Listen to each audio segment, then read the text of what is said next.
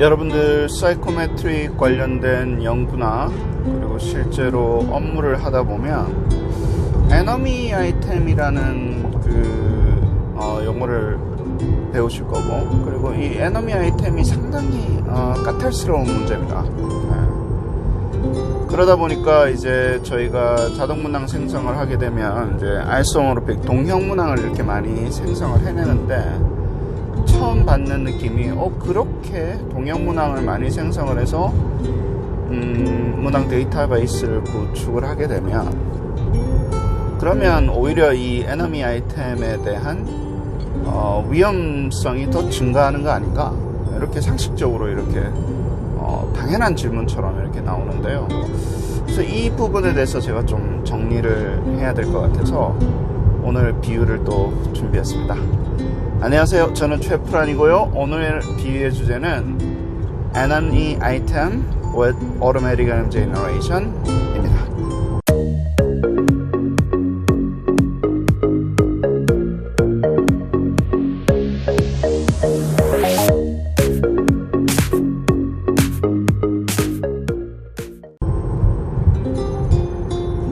오토매틱 아이템 제너레이션은 피아 식별기다.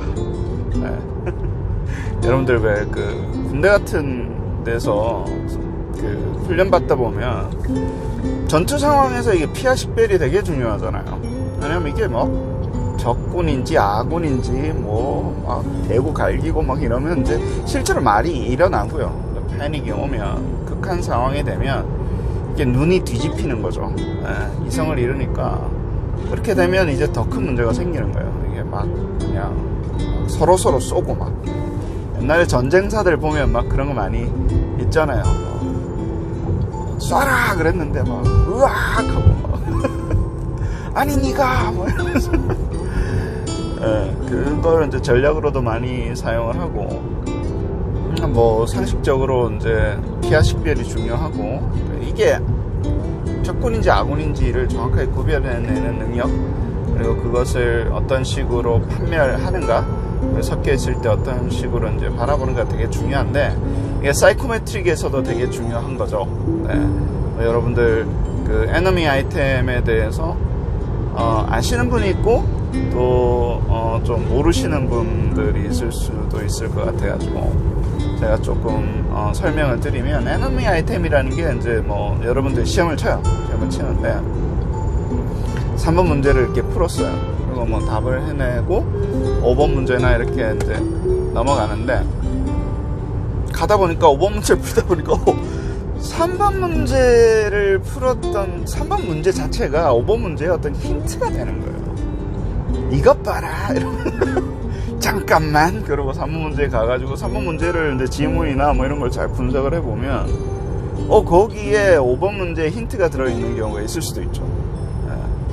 그래서 이제 5번 문제를 풀 때 3번 문제에서 풀었다거나 이제 거기는 나오는 내용을 추론을 해가지고 이제 5번 문제로 가서 이제 푸는 거예요. 도움을 받는 거예요. 근데 그런 상태를 이제 두 개의 문항이 이제 서로 enemy relationship에 있다. 이런 식으로 이제 간단하게 말씀드려서 이제 표현을 하고, 그게 실제로 큰 문제가 돼요. 왜냐하면 이제 수작업으로 간단하게 이렇게 만들 때는 상관이 없는데, 여러 번 문항 데이터베이스를 이렇게 뽑아가지고, 그리고 이제 on the fly로 이렇게 시험을 만든다거나, 컴퓨터 어댑티브 테스트 같은 경우 이제 아이템 셀렉트 할 때 이 문항 사이에 에너미인지 아닌지가 이제 파악을 하고 나서 이렇게 셀렉트를 해야 되는데, 그러면 이제 에너미 릴레이션십 자체에 대한 이제 파악이 끝나야 되잖아요.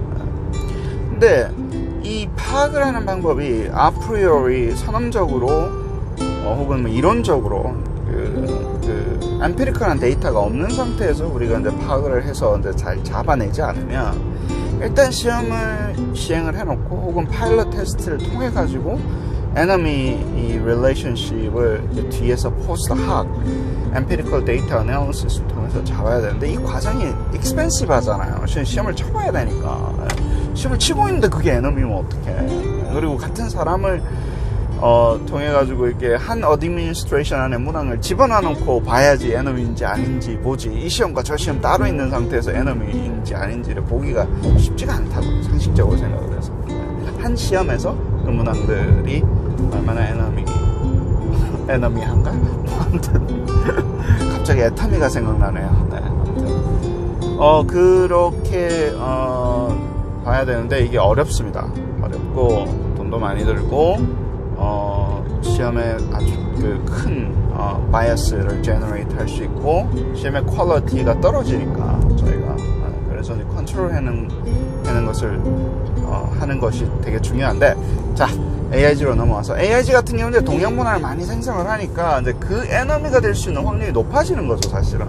어떻게 보면 상식적으로만 보면. 근데 그거는 어떤 오토매틱 아이템 제너레이션을 쓸 때 그냥 막 생성해서 그 문항 데이터베이스에 막 때려 넣고, 그 다음에 그것을 이제 그 안에서 뽑는다고 가정을 했을 때 생기는 이슈예요. 대부분의 이제 오토매틱 아이템 제너레이션을 할 때는 저희가 아이템 뱅크라고 부르지 않고 아이템 모델 뱅크라고 부르는 이슈가 거기에 있습니다. 제가 여기 저번에 설명을 드렸던 것처럼 오토매틱 아이템 제너레이션으로 시험을 만드는 거는 멀티 레벨 샘플링이랑 약간 비슷해요. 왜냐면 처음에 문항 모형을 먼저 뽑고요. 뽑은 걸로 그러니까 예를 테스트를 만든다고 하면 테스트 모델을 먼저 만드는 거예요. 그럼 테스트 모델은 문항 모델로 이루어진 걸로 되고, 그 문항 모델을 뽑은 다음 문항 모델로 이루어져 있는 테스트 모델에서 테스트를 생성을 하기 때문에, 예를 들어서 한 문항 모델이 한 시험에서 한 테스트, 한 어세스먼트에서 특별한 경우 어세스먼트 같은 경우는 일부러 그렇게 생성을 해요. 연습 문제 이거를 5번 10번 하게끔 하면 그때는 에너미를 고려하는 상황이 아니잖아요. 포머티브 어세스먼트 상황에서는 여러 번 물어봐야 되니까 같은 거를. 그렇지 않고 서머티브 어세스먼트 같은 경우는 그걸 컨트롤 해줘야 되는데, 그때는 한 문항 모델에서 여러 개의 문항을 생성을 하는 게 아니라 문항 모델이 뽑혔죠.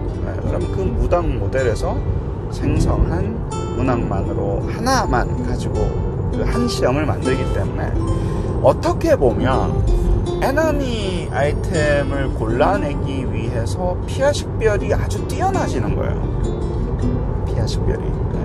에너미 아이템이 나올 수 있는 그 과정을 원천적으로 이게 봉쇄를 하는 거예요. 오토매틱 아이템 제너레이션으로 이 아이템 인벤토리가, 그 아이템 모델 뱅크가 이렇게 잘 구성이 되어 있으면 상식적으로 그렇잖아요. 이 모델에서 나올 수 있는 문항은 이 시험에서는 한 문밖에 없다. 그리고 다른 모델에서 나온 문항이 이 문항 모델에서 나온 다른 그 아이템과 에너미인지 아닌지는 우리가 문항 모델을 설계를 할 때 그걸 고려할 수 있잖아요. 생각을 해보면 이 문항 모델을 만들어서 이 이제 문항 모델 뱅크에 집어넣어야 되는데, 그때 여기가 다른 문항 모델과 어떤 그 에너미 릴레이션십이 있는지를 레벨을 올려서 문항 모델 레벨에서 그걸 관리를 해주는 거지, 막 세세한 문항 레벨에서는 관리할 필요가 없는 거죠. 그러니까 에너미 물론 관리를 해줘야 돼요. 100% AIG 쓴다고 에너미가 에너미 아이템이 전혀 없어진다고 얘기하는 그것도 거짓말이에요. 그렇게 이야기하는 사람들을 하고 가까이 하지 마세요. 그 사람들은 덜 프로페셔널하고 뭘 잘 모르는 사람들이기 때문에. 근데 관리를 해주는데 그 관리 자체가 아이템 레벨이 아니라 문항 레벨에서, 문항 모델 레벨에서 관리를 해주기 때문에 에피션시가 있죠. 만들어낼 때 한 땀 한 땀 문항 모델은 이제 잘 설계해서 넣을 수 있잖아요. 그리고 지금 전통적인 관점에서 우리가 문항을 이제 관리를 하는 방법이 어떠냐 하면요, 기본 스탠다드나 이렇게 이제 쪼개놓고 스탠다드까지 세분화된 이제 그 도메인을 쪼갠 다음에, 그 다음에 아이템 캐릭터리스틱이 같으면 같은 문항으로 취급을 해요, 저희가. 그 얘기는 뭐냐면 디피컬티가 같아요. 같은 유형이에요. 그리고 같은 도메인이에요. 그러면 우리가 이제 뭐 아주 좀 정교하지 못한 컴퓨터 어댑티브 테스트 할 때는 거기서 뽑아버린다고요. 왜냐면 같은 문항으로 취급을 하니까 디피컬티만 비슷하면, 캐릭터리스틱이 비슷하고 이제 다른 메타 값이 비슷하면 같은 걸로 취급하잖아요. 그게 되게 위험합니다. 근데 그러면 이제 거기서 나오는 것들이 뭘 뽑는가에 따라 가지고 아이템에 대한 걔네들끼리 이제 에너미가 생길 수 있는 확률이 이제 올라가는 거죠. 네, 왜냐면 디피컬티만 같으면 같은 문항으로 취급을 해서 뽑으니까. 실제로 컴퓨터 어댑티브 테스트 알고리즘을 이렇게 잘 보면 뭐 컨텐츠 밸런스만 좀 되고 나면 그게 디피컬티가 같으면 같은 문항으로 취급을 하잖아요, 저희가. 형태 같고 뭐 이러면. 네, 그러니까 이제 에너미 아이템이 생길 수도 있는데, 오토매틱 RM 제너레이션은 제가 말씀드렸죠. 일단 문항 모델을 먼저 선택을 하는 거예요. 문항 모델을 선택을 할 때 에너미, 다른 문항 모델과 에너미인지 아닌지를 고려한 상태에서 선택을 하고, 그리고 나서 거기서 선택된 문항 모델에서 문항을 생성을 하기 때문에 아까도 말씀드렸던 이제 피아 식별을 할 수 있는, 피아 식별을 조금 더 임프루브해서 할 수 있는 가능성을 제공을 하고요. 근데 그렇게 만약에 이제 이런 상황에서, 이제 서머티브 상황에서 우리가 아이템 모델을 만든다고 하면, 모형을 이제 만든다고 하면, 그래서 제가 말씀드리는 게, 그렇다면 우리가 아주 스트롱 티어리에 의해서 문항 모델이 막 문항 아이템 디피컬티가 막 화려하게 바뀌는 문항 모델을 만들지 말고, 가급적이면 아이소모르픽 아이템 모델, 아이소모르픽 모델이라고 이제 줄여서 말하는데, 동형 문항을 만들어낼 수 있는 그 모델을 만드는 게 디피컬티가 비슷하게 나오는 그런 문항 모델을 만들기 위해서 우리가 노력을 하고, 그런 것들을 잘게 쪼개서 그런 문항 모델 간에 왜 이 문항 모델과 이 문항 모델이 다르지? 이런 걸 명확하게 규정을 하고, 그리고 일단 만들어진 문항 모델에서는 최대한 비슷하게 나오게끔 우리가 이제 시험을 설계를 하는 게 석세스죠. 네, 비용적인 측면이나 혹은 관리적인 측면이나 만들 때부터 쉬워요. 이게 뭐 쉽다고 얘기하기는 좀 힘들지만, 굳이 우리가 아주 익스펜시브하게 디피컬티 난이도를 바꿔서 내는 것에 대한 고민을 좀 덜 해도 되고, 그리고 이제 그러고 나면 이제 우리가 이제 또 나중에 혹은 이전에 얘기했던 것처럼 아이템 모델 밸리데이션 어프로치 자체도 틀려지는 거죠. 그렇잖아요. 그러니까 아이소모르픽인 것을 만들려고 했고, 그 아이소모르픽 모델이라는 것을 가정한 상태에서 만들 때는 완전히 어프로치 자체가 틀려집니다. 네, 그래요.